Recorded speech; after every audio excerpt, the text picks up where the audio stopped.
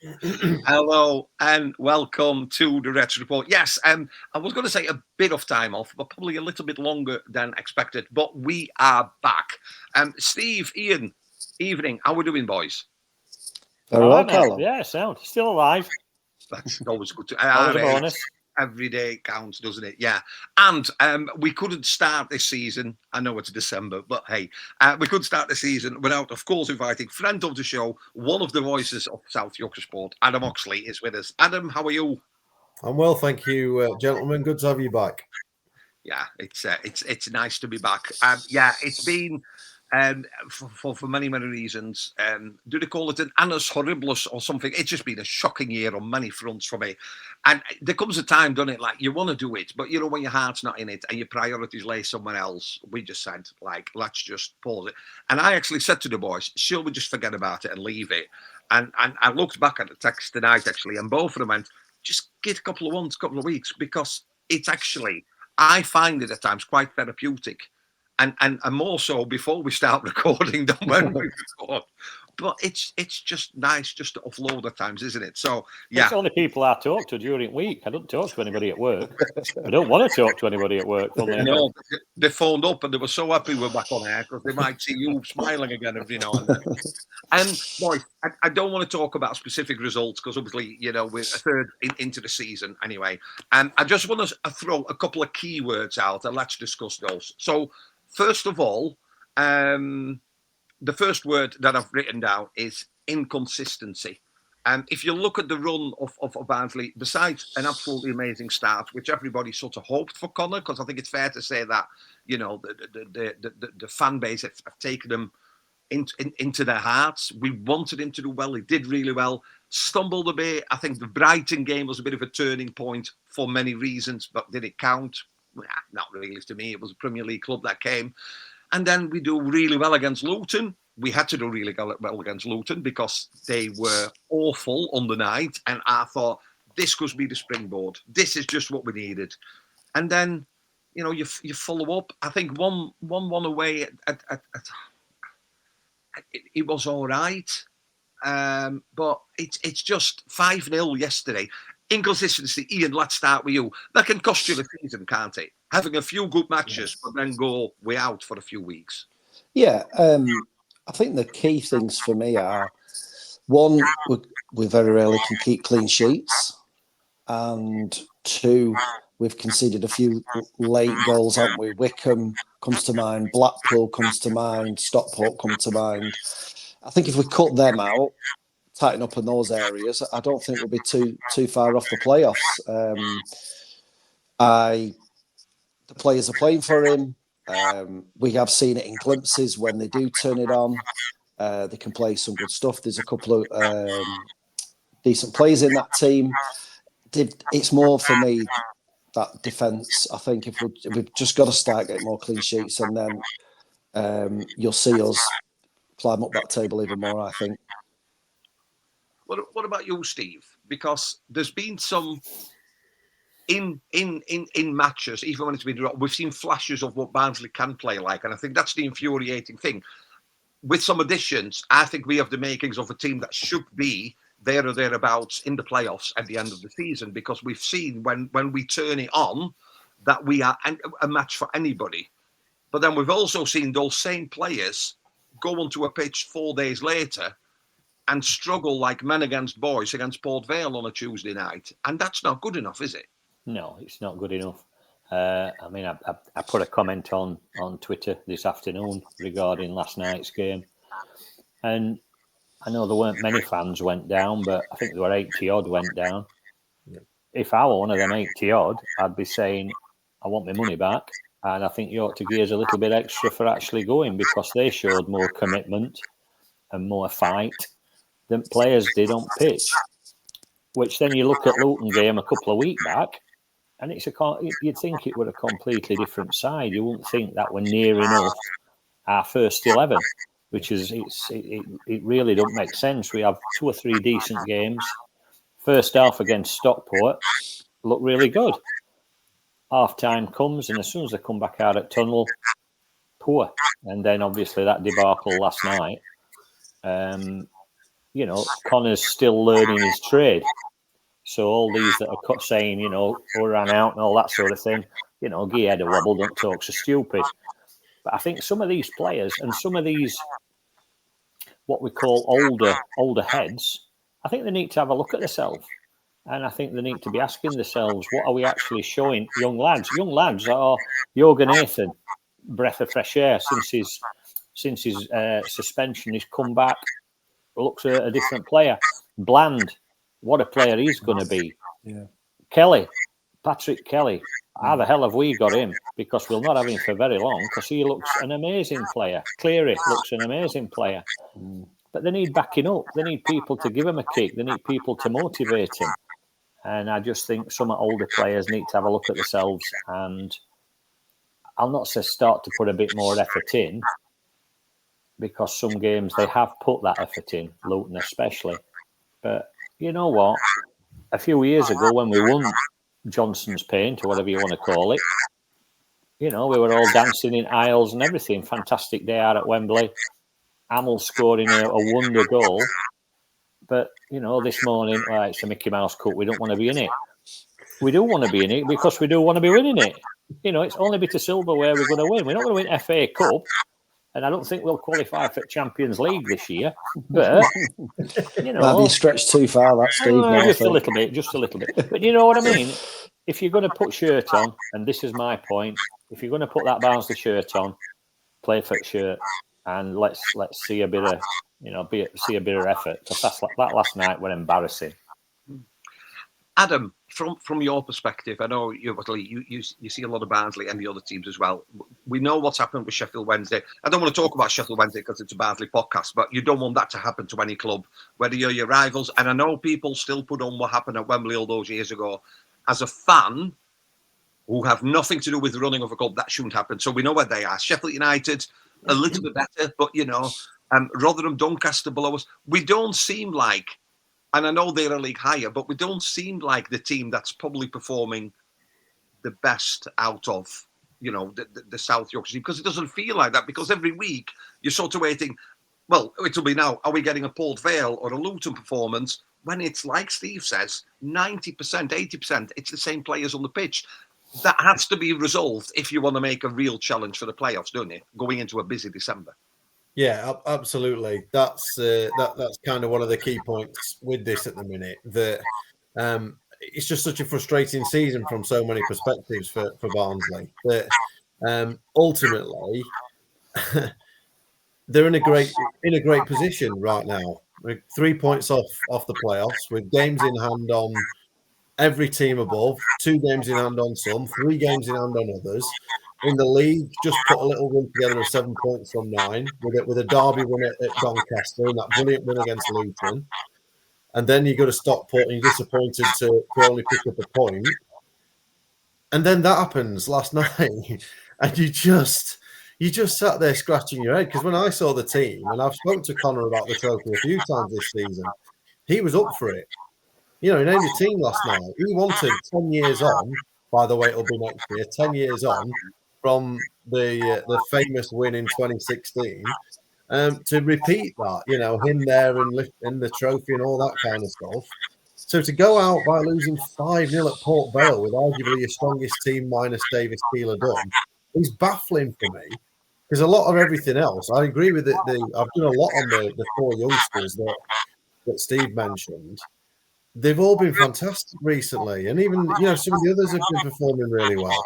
I just didn't get last night, and I'm speaking to Connor and Lucas Connell first thing in the morning, as part of the press conference out of the Peterborough game, and I'll be fascinated to see what the kind of considered views are, because that just simply can't happen again if Barnsley are going to make a run for the top 6, which I do think they're more than capable of.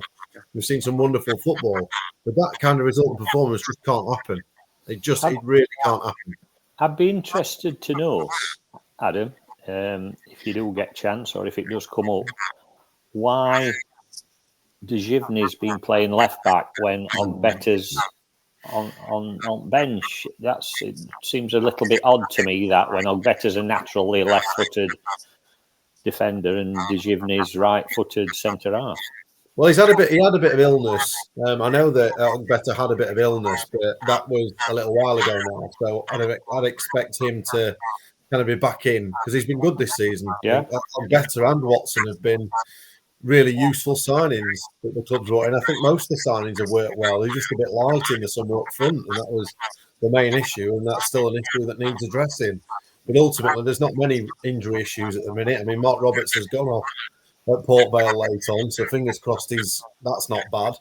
But that could be a blow because I think since coming back, they've looked a bit stronger at the back, and I've actually kept a clean sheet for the first time since 1843. So that has been a positive. So fingers crossed he's all right. But ultimately, you're right. Yeah, square pegs in square holes always helps out, and Better's been good at left. Is it? I mean, and I might be reading far too much into this, but I read an article where the Plymouth manager mentioned that there's a callback clause on Better. Are we maybe? But he says there has been contact. They can recall him in January. But the player has to want that as well, because sometimes they want more regular football, and where they are, that's what they're getting. Do you think, or does any of you think, is he maybe thinking, well, if Ogbetter's on about maybe going back, I need to look at what options I've got? Because it just seems weird when you've, like Steve said, you got somebody naturally in a position. I know there was a bit of illness, but I don't think we've seen enough of him.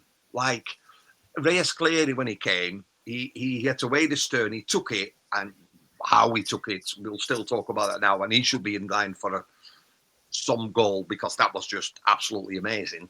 But he's more than that, isn't he? His intensity throughout the match. He seemed to have one mode, that's forward and taking people on, and sometimes it works and sometimes it doesn't. But then when you see he puts the ball in for Hourihane at the weekend, and that's what he's about, isn't it? Do you think we might be preparing, or is there a chance, do you think, that Ogbeta could go back if they do recall him, or they want to recall him? I'd be surprised, if I'm being honest. I think it's fine. I personally think right now it might just be a case of fully recovering or what have you. Look, if it goes a few more games and he's not back in the team and he's still playing mile out of position, then yeah, I think that's a kind of a legitimate concern. But look, there's Gent who's coming back from a fairly lengthy layoff, who's there to provide some cover as well, who is Barnsley's player. But ultimately, Ogbeta's done all right this season, so I'd expect him to be back in. And if he's not in the next few games, then yeah, we'll see how that plays out. I'd genuinely be surprised if he went back. Yeah. I feel for Dejavne really, because he had a good season last season, but he is a liability at fullback. He cannot. I think he came off the bench against Bradford, and he goes forward, he gets to the halfway line, and then comes back. Or defensively, he can be caught out of position. It's just a risk playing him as a fullback. So I'd be playing Ogbeta, or a more naturally fullback in that position, or somebody in, I don't know, deeper in the squad, or a youngster coming in, because he can be okay as a centre half, but he's a liability at fullback on whatever side, unfortunately for me. The second word I had written down was shopping list. I think we've seen enough now of the 18 of what we've got in one position. It's two words. I know. Right, Adam. Dictionary corner. Sit back down. We'll give you a bit of license with it, Carlo. It's been a while. Well, it's one word in Dutch, boodschappenlijstje. And what do we need?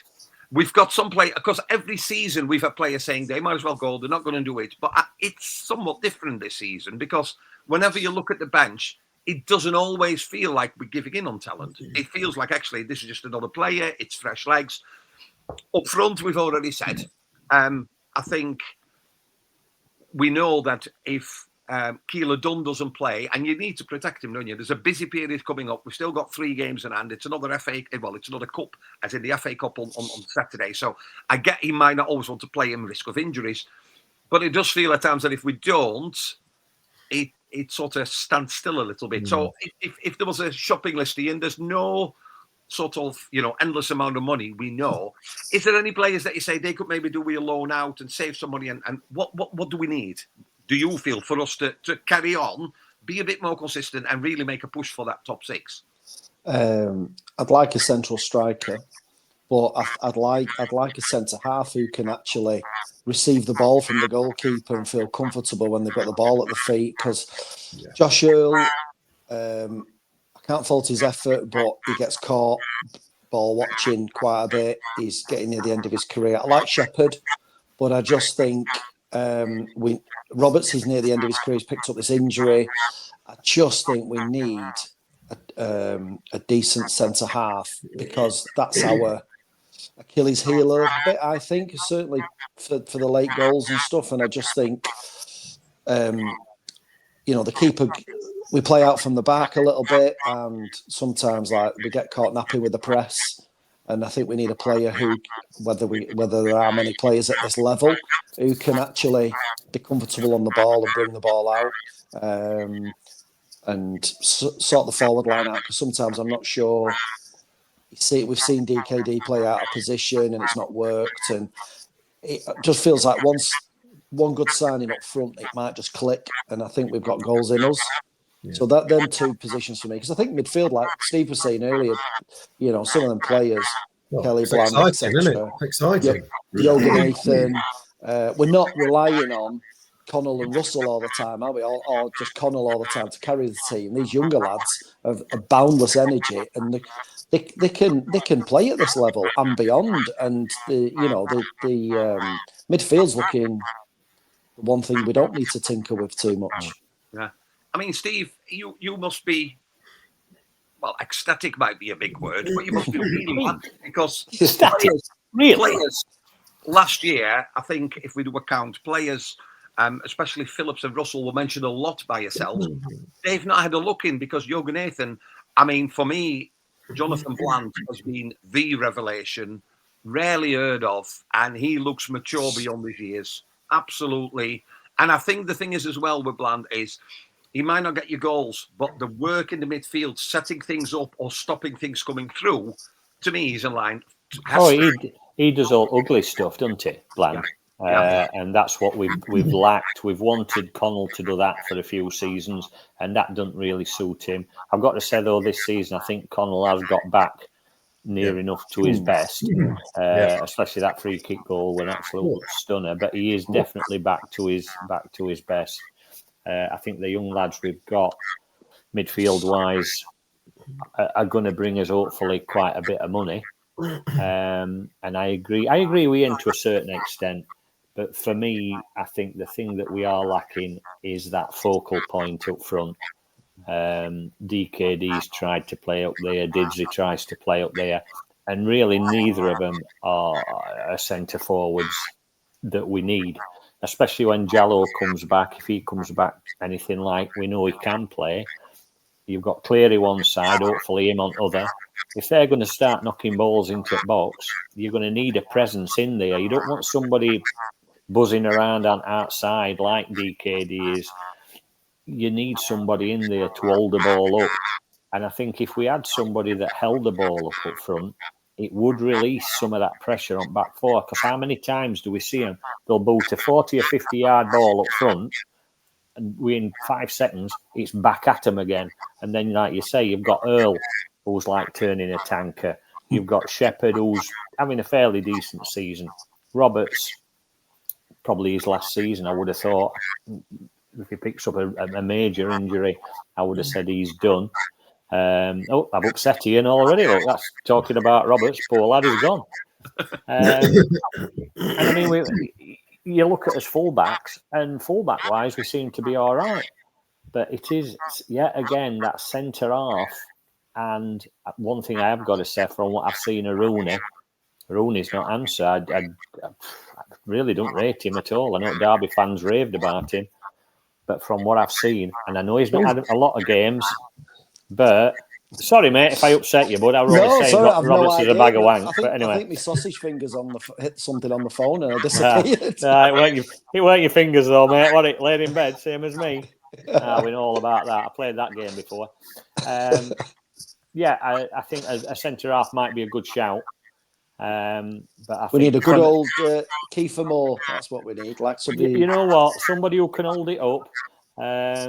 Good in the air, strong. Put it about a bit. and a few goals in him. Apparently, kids scored a couple last night. Young lad from Rotherham, Benson, I believe. He could be a good bet. Really? Also with Benson. Somebody was saying he's destined for championship. Which country? Not ours, surely to God. Unbelievable. Some people are watching. Put your glasses on, love. Adam, have you got any inkling? Because we know earlier this season or during the season, Mladen left the club. So what is the setup now? As in, I listened to your interview, I think it was last week, when Connor says there's ongoing conversations going really well. Have we gone back to how it was before? Because that role was brought in because it felt that there was knowledge needed between the head coach and the board.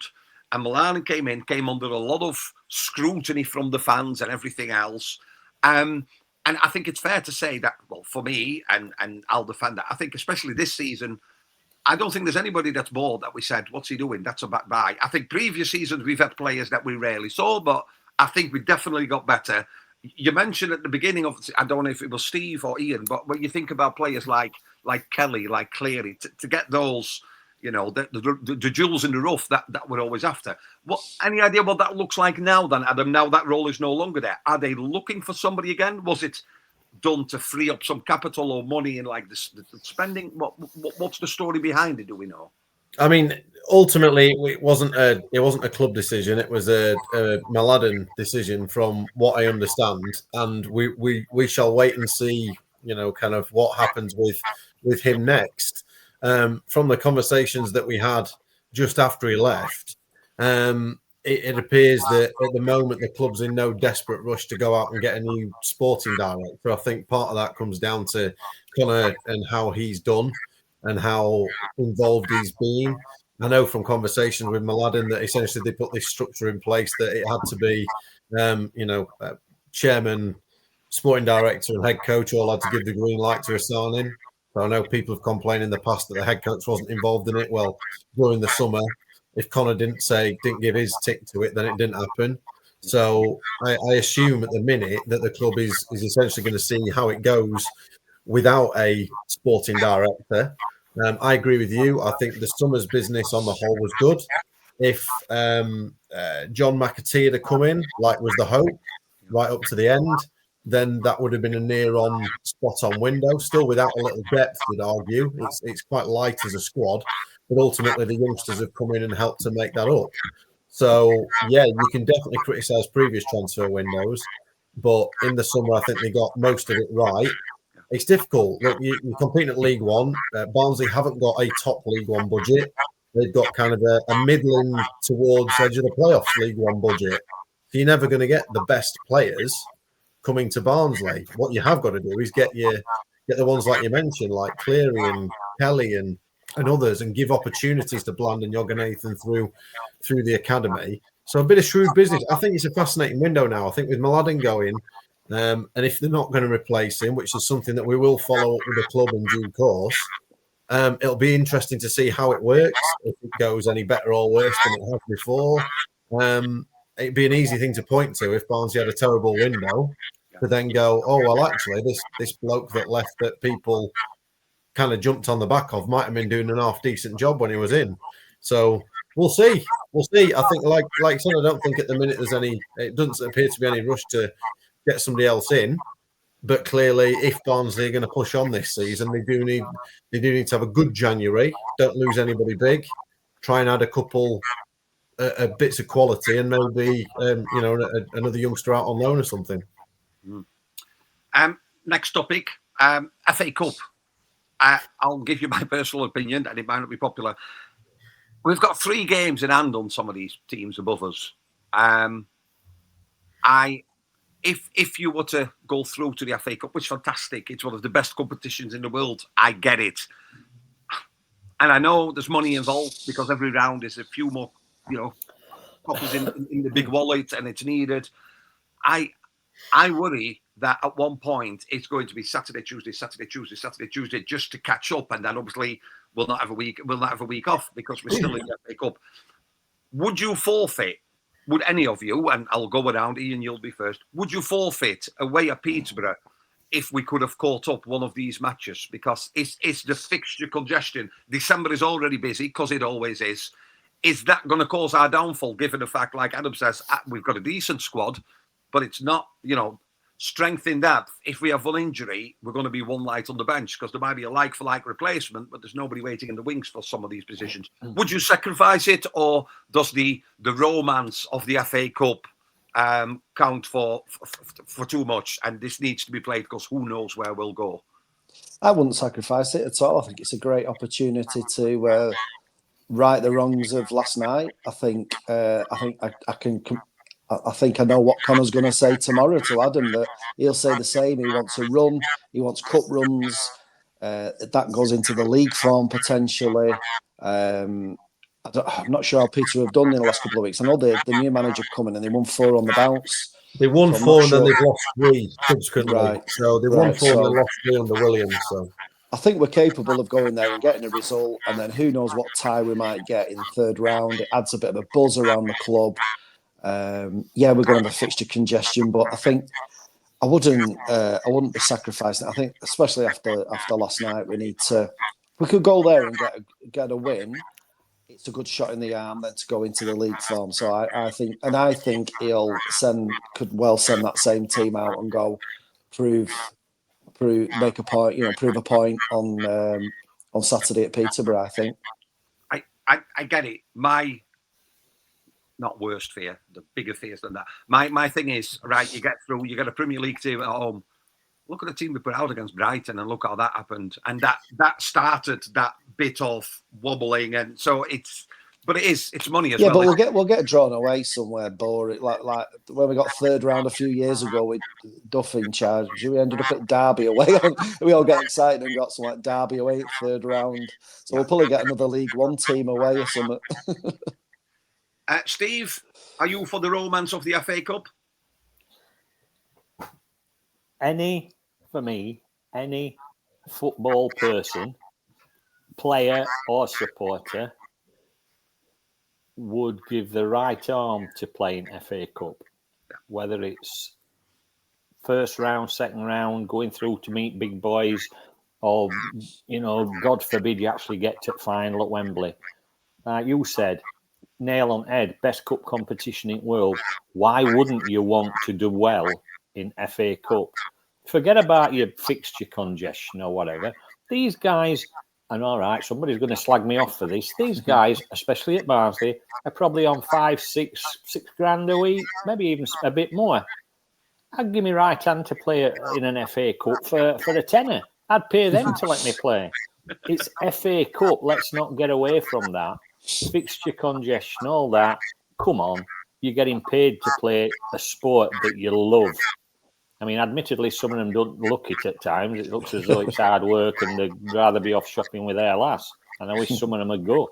But no, FA Cup, man. Come on. Let's get behind it. Adam, before we go, where are you at the weekend? Are you at Oakwell for the FA Cup, or are you at one of the other matches? I'm doing Sheffield United Stoke this Saturday. So Mark Robbins, who we all know and I'd say love from a Barnsley perspective. I thought he did a great job for 2 years, and before the board decided not to back him, and he left. I think ultimately is the summary of what happened with Mark. So yeah, I get to see Mark and his fun exterior on Saturday. He's great, Mark. He's just got obviously one of those. He comes across as quite dour, but he's got quite a dry sense of humour, and fair play to him. He did a brilliant job at Cov, and he's doing a cracking job with Stoke this season. I know they've lost a couple recently. But yeah, so my FA Cup journey will wait a little bit, but I think you just want to be in that third round, don't you? It's just one of those. You want to be in that third round draw. You want to be part of that day, and ultimately, are Barnsley going to go and win it? Probably not. Could they get through to the fourth round, fifth round? Could they pick up a decent scalp along the way? Maybe. And I take your point about the Brighton game. I was there. It was painful. Brighton were fantastic that night, and the top teams are so far away, but equally we've seen others do it. So I think you take it. Ultimately, Barnsley need a bit of a stronger squad, so that's the answer, not the other way. But I do take your point that at the minute, with the fact that Barnsley have had those 3 international breaks, whereas other teams haven't, it could start stacking up a little bit. But you equally look at that now and think it gives Barnsley, puts Barnsley in a strong position. Yeah, and you know what? Maybe we'd rather have these matches where we hit a bit of form, consistency, rather than win, lose, win, lose. I mean, it's all about points on the table, not games in hand. I mean, I'm just looking at the table. Ian, how surprised are you? I mean, we're 15 games in, other teams are 18 games in. You know, when you look at like a Plymouth, like second from bottom, I mean, Doncaster, Rotherham, the local teams doing okay. Cardiff, I think people had an idea that they probably do pretty well. Stevenage, bit left field probably for a lot. Lincoln up there. What's your thought? Because nobody's running away with it. No. But the table is shaping itself a bit now, isn't it? To say, like, you know, we're in a perfect position. Adam said it at the beginning, but it's now about maintaining and improving and getting points on the board to stick with those top 10, isn't it? Yeah, I can't remember what the exact position Barnsley are in at the minute. We're in 10th. So 15 played, 25 points. Yeah, so it's just one of them leagues, isn't it? We've had it recently, like in recent years, where there's been 2 teams clearly ahead. We had it with Ipswich, Sheffield Wednesday, Birmingham, the Wrexhams. We've had it a bit recently where there's been 2 teams head and shoulders above the rest and getting 100 points. I think this season your Leyton Orient, your Lincolns, Stockport, Bolton have come on with a bit of a run. Anybody can beat anybody in this division on the day, and I just think a little bit of consistency. You don't have to be mega consistent. Just like 7 points out of 9, doing that kind of run, little mini runs, or keep us in the mix. So I'm quite comfortable where we are. Games in hand are a little bit funny, aren't they? Some people say I'd rather have the points, but I think one of them is against Northampton, which, although they've had some good results, I think I'm quite comfortable where we are. I think ultimately I'm not too bothered about the table. I'm more at the performances and what Connor's getting out of this team, because it is his first proper season. We've got to remember that. And he's not even halfway through it. So for me, I'm more concentrating on the performances, and I think if they come, then the points will come and we'll go up the table anyway. And then focusing our sort of attention onto Saturday. I mean, a couple have set you already. Do you go with the thought of, you know what, you put those out that went on Tuesday night and were demolished for 90 minutes. Do you go with that team and say, you now go and put it right? It's similar. It's another League One opposition. It's away again, but it is the FA Cup, and rightfully so. I think, Steve, that should lift, should it? Equally, you probably lift, Peterborough as well. Do you stay with the same? What changes would you make if Connor's not going to, walk out and give any of us a goal? I think the team, but would you make any changes? Steve, we'll go to you first. Would you make any changes? Yeah, for me, Kelly had come straight back in. From what I've seen of Kelly, Caelan Vickers started off well. I think he's dropped off a little bit. Not doing it for me at minute. So is he a bit of a luxury player? Yeah, maybe so. But even with a luxury player, expect him to do something. I'm not saying do something wonderful all the time, but to show a little bit more. And I think he seems to have dropped off a bit. But that's just me. But yeah, Kelly would definitely be back in for me. And I think the best option we've got up front is DKD. He's got to come back in for Didsey. Because he didn't look very good on last night. He looked a little bit running about headless chicken. So for me, Kelly's back in, DKD's back in. And if Ogbetter's fit, Ogbetter's got to start, surely to God. Yeah. Can we just have a mention at goalkeeper as well? Because I think this goalkeeper has been absolutely amazing. A couple of ricks now and again, but he's been absolutely out of this world at times, and he's kept us in a lot of games. He's a bit eccentric, isn't he? Which I quite like. Look, he's a goalkeeper. He's a bit eccentric. You have to be a keeper. He's here, there, and everywhere. But overall, I would agree entirely. I think he's been a really good signing. Another good signing. Yeah. It's weird, isn't it? Because for now, and Ian will know, I think is this the third or fourth season in a row? It's a lone goalkeeper, isn't it? Yeah. Seen Flavel come in for certain cup games, done all right, I thought. Completely opposite. When you watch them warming up, it's like father and son, isn't it? I mean, Flavel is about 6'6", built like that. Murphy Cooper probably stands at 5'8" or whatever, but in goal, he just makes up. Well, maybe that's a bit of experience. He just makes up for it, and you just feel when he's in goal. You just feel assured. But it's what is it? Is it Ian? Is this the fourth or fifth season that we have a lone goalkeeper as first choice? Yeah. Was it who went to Coventry? Was the last Brad Collins was the last one I think we had, wasn't it? Yeah. So I agree. He looks a decent keeper. Watched him closely. I think Bradford away, we were right behind that goal. So in that lower team, you're really on top of him, and just watching him, and even in because they threw so many crosses in that day, and he's confident without being over the top. And I think sometimes the goals have come from who's in front of him, not his doing. Yeah. Oh, definitely. Generally. So, I like him, and let's hope he can stay at least do the full season. Is there replays on? Is there a replay if it's a draw on Saturday? No. Straight through into it. No, I think it's extra time and pens. Right. That's got to be good. I'm waiting for score. I'm waiting for Carlo to say what score prediction. So you know where I'm going. Well, funnily enough, it's a bit of a double question. I want you to, because we have talked a lot, especially previous seasons, about the connection was lost, and we had we bought players we didn't need, and a lot of negativity, rightfully so, because I think as a fan we should be able to voice our opinion. It felt different. Connor got appointed. We had the interview with Connor, and it felt like he wanted to take the club, that he wanted to take everybody on the journey with him, and there's a lot of love for Connor out there. I just want you to say, how have you experienced it so far this season? Do you think there is more of a DNA, a style of play, and everything else? And second part of the question is, what will the result be on Saturday? And we'll go with, go on, Steve, you go first because you know these things. So first of all, experience match day when you're there, Connor. Do you feel we're going somewhere, that there is a different feel about the place? Yeah, I think we can see a bit of a style there. I think we can see a little bit of an identity now that he's trying to imprint on a team. Every now and again, we seem to lose it and turn into headless chickens and try and kick it 85 yard and nobody on ender it.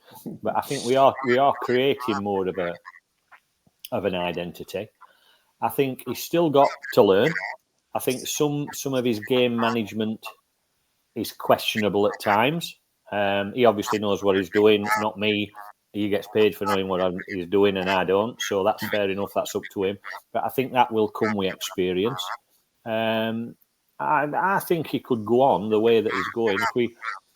If he's not another one of these fly-by-nights that does a season and then a big club comes in and offers big money, as long as he stays and learns his trade with us and board back him, which is obviously a major thing, I think he'll do well for us. I really do. 2-0 on Saturday, by the way. A clean sheet. Clean sheet Saturday. I'm telling you, clean sheet Saturday, 2-0, and I'm even going to say DKD and Hourihane, because Hourihane's on a fine form. There you go. That's my prediction for Saturday. So when we've lost and we've let about 8 in, that's us done now. But then we'll end of season. We'll do an end of season special. Ian, your thoughts on sort of like the match day? Because I know you've been to quite a few away games, obviously, as well.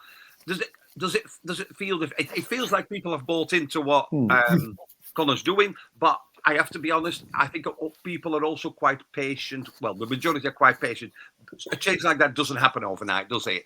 And I agree with what Steve says. I don't think Connor will be lured by going somewhere else, because I think Connor's got a target in mind. He wants to get the Reds back up to the Championship. I think that's his aim, and he feels like the sort of bloke.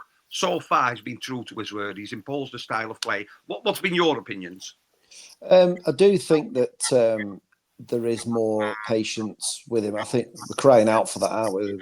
Change of managers constant in that churn. So I like the fact that he does seem to. The board seem to have given him more control over recruitment. And he certainly said that he wants players who want to be here. And I think that shows with some of the signings.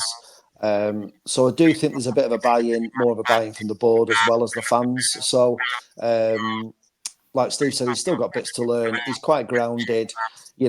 Comes on the pitch. If they've won 5-0 and the fans want him to do like a big ole or something, he won't want to do it. He keeps his feet on the ground because football will bite you on the backside the next week, won't it? So I do think that it's going in the right direction.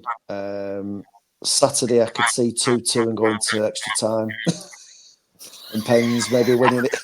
I think there'll be goals because I think we can score goals. We've got goals in us, but I just I worry about at the back sometimes. So can I just say Leeds are winning 2-0 at 1 to Chelsea. What's that all about? Anyway, I just thought I'd throw that in. None of us need to hear that. I just thought I'd tell you that. Leeds are winning 2-0. It's all right. They'll lose 3-2, 4-2. Oh, nice. What team goes through though? What team's in the hat for the third round? I think we'll go through. We've got a good recent record down at Peterborough, so I think we'll win it in extra time 3-2. Yeah, I'd be very surprised, Carlo, if there's not a response to Tuesday night. I can't put my finger on it myself. I'll be fascinated to what people say tomorrow. I don't think it'll be a clean sheet, particularly if Roberts isn't fit. So I'd probably go with a 3-2 Barnsley or something like that. I think there will be a response, and I think of late, certainly with some of the performances I've seen, I really enjoyed the Doncaster game at their end. I thought it was a cracking game. I thought either side could have won it. The demolition of Luton was fantastic by all accounts. They were unlucky not to see it out at Stockport, even though it kind of fell off a cliff in the second half a little bit. As for overall, I've been really impressed with Connor. Ultimately, the club has to give him time. And I think that the biggest component in this is the fan base as much as anything else, because I think the board will be prepared to give him time. I think Connor is probably prepared because he will recognise he's been given an amazing opportunity at Barnsley that I just don't think he would have got right now at any other club. He's only just 34. He's got all the kind of qualities. He's done everything in his career. He's played in the Premier League. He's an international footballer. He's got a passion for coaching in youth, and we've already seen at times I saw some of the comments after last night. People immediately going, "Oh, this and that," and Connor needs this, and I'm like, just shut up. It's dreadful. It's a dreadful result that those players will know. They will know, and they will need to respond. So, I think stick with him, even if this year ends up to be like a 9th, 10th, 11th. But you can see progress, and there's players that are improving. Stick with it. Stick with it. If it's a couple of years, it's a couple of years. Stick with it. But I genuinely think he will, or at least has a really good chance of getting Barnsley back into the Championship if he's given the time to build it. Yeah. I think it just feels like this would never be a one season thing. It takes longer because it needed to be built up from the bottom onwards, done it with new players in. Initially, I was a little bit when Roberts came back, and I thought, it's great for the fans. But actually, in times when he's played, Roberts been solid, hasn't he? And he might not be the fastest, but it's also about that experience and bringing. At times when I see Roberts and Shepherd playing, it reminds me of all those years ago when Angus MacDonald came in and Roberts took him under his wing, and then he left, and then MacDonald became captain. So I think we're onto a good thing. I think next season is going to be key. No matter where we finish this season, can he convince the board to keep players and do they want to stay? Your DKDs, your Blands, Clay, all those sort of players. Because I think then you've got a springboard to really go for it. I'm just not sure about Saturday, but I will. Barnsley will. Can't have 3-0 and Devante Cole. I know we've been off air for a few months, but Cole's gone now. He's away. Has it? Yeah. I'll go 1-3. I'm hoping for the reaction that Adam is sure of. I think the one good thing is this season compared Not to many. sure, but Oh, you've laid it firmly at Adam's door there. haven't you? not sure. Yeah, your fault, Adam. I think so, but not sure. Barnsley, I don't think he'd be sure anything ever. But it does feel this season, whether you watch it, whether you listen to the commentary. I know Ian go again, but you know the away matches. There is a togetherness again, isn't there? There is a real wish from the fan base for Connor to want to do well. He doesn't feel that the first offer that comes in is going to go, or the board is going to sack him, because that could probably be the most disastrous decision that they could make. He needs to be given 100%. time because he's new at it, and you know he'll make mistakes. One thing that I find so far this season is just his complete and utter honesty. He don't, excuse my French, it's never bullshit. Yesterday, before the match, it said on, I don't know if it was the club, I don't know if it was your interview with BBC Radio Sheffield or the club, but it says he was looking for intensity. Well, if there's one thing he didn't get, it was intensity. So I'd like to think with that Irish blood that he'll have told them afterwards when they went into the changing room that wasn't good enough. And Barnsley fans, especially those 88 that travelled, you know, deserve a lot better. So let's hope we see better. Let's hope their name appears in the third round draw. Anything could happen from there, couldn't it? Adam, thank you very much. Hope to see you at Oakwell very soon again. Steve, lovely seeing you, mate. Still here, mate. Still here. Still breathing. Ian, you as well, mate. It's always good. We're looking to be back probably in a couple of weeks, and let's see where we are then. You have been listening to the Reds Report, Barnsley's official partner of the TalkSport network, and you can catch us on YouTube and, of course, on all the normal platforms where you can listen to your podcast. By the fans, for the fans. It was lovely to be back, wasn't it, lads? You've listened to the Reds Report. See you in a couple of weeks.